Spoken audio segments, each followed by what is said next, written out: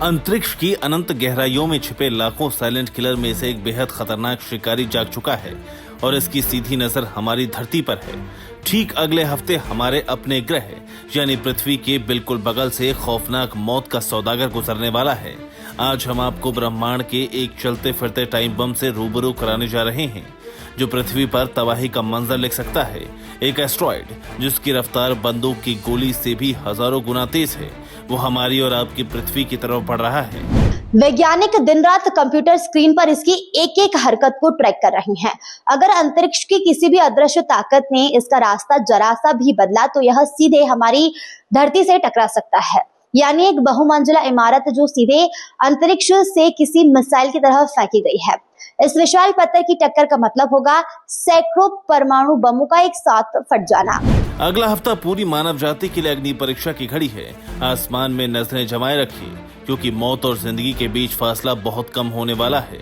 NASA के वैज्ञानिक कह रहे हैं कि पृथ्वी के पास से गुजरेगा, यानी सुरक्षित दूरी से गुजरेगा।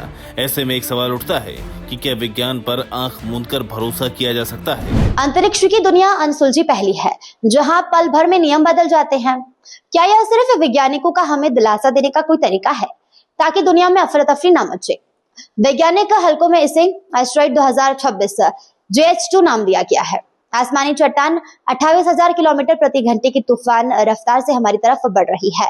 इस दानव की चौड़ाई 16 से 35 मीटर के बीच है। दुनिया भर की दूरबीनें आसमान की तरफ घूम चुकी हैं। सबकी नजर अंतरिक्ष से आ रहे इस काले साए पर है।